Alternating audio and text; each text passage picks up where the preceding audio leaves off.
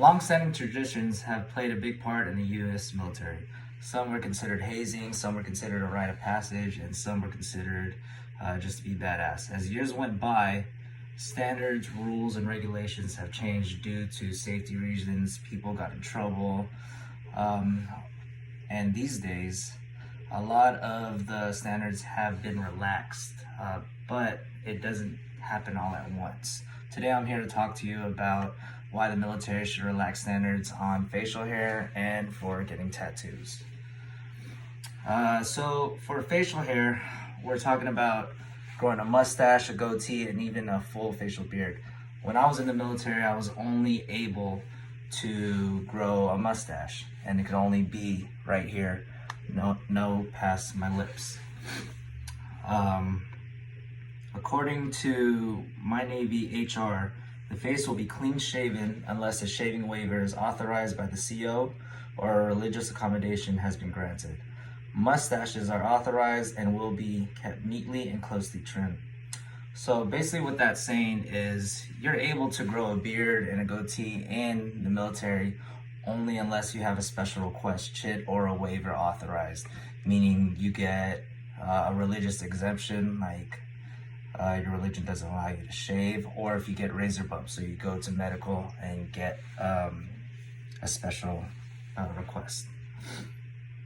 According to Team Mighty, finely groomed beards were allowed until World War I because of the use of gas masks. So I'm pretty sure everyone has taken history.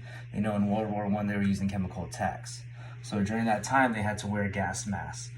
To get a proper seal on the gas mask, you had to have a clean shaven face. If you didn't, then some of the gas will leak through.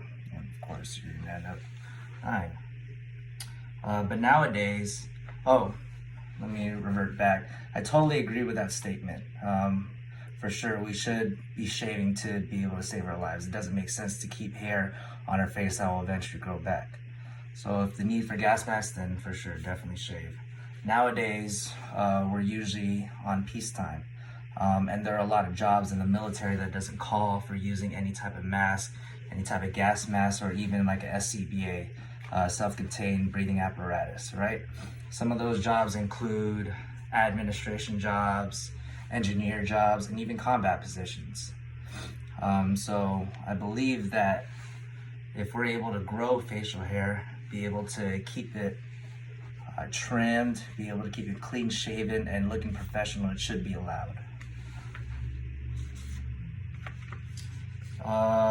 According to Team Mighty, Admiral Zumwalt, he was the chief of naval operations, he'd done away with grooming standards back in the day. A lot of people started being unprofessional about it, started growing crazy long beards and whatnot. So they had to reestablish the grooming standards and brought it back in 1984. All right, so off to my next topic is about tattoos. As you can see, pretty inked up over here.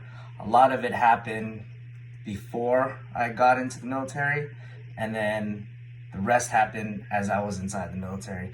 There was a lot of rules to be kept. All branches are different.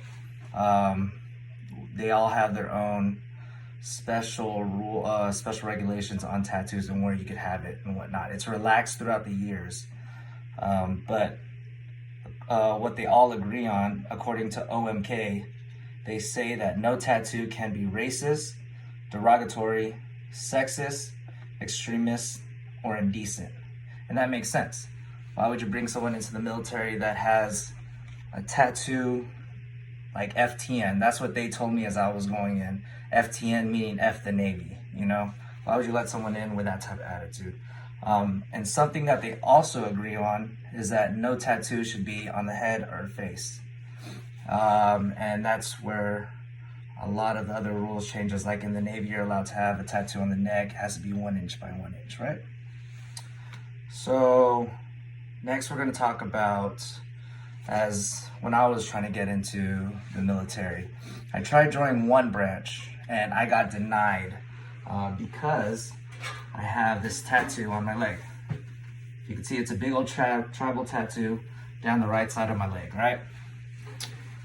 And I was denied because they said it covers over 25% of that lower extremity.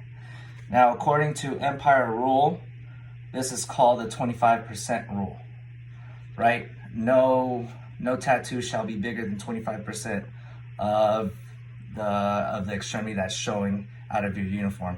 So if I was wearing like PT clothes, like a shirt and some shorts, and they see all these tattoos, they wouldn't allow it.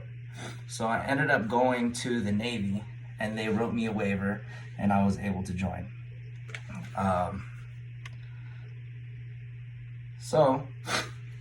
In conclusion, I believe that the military itself should have a relaxation on, of course, facial hair, as long as we are able to upkeep it, trim it, look professional, and don't get complacent. It shouldn't cause a problem. As long as you're not, let's say, a firefighter in the military, then they're always using the SCBA mask, then yes, you should shave. But other than that, it brings up morale. And when you bring up morale, you have hard workers and you have happy workers, right?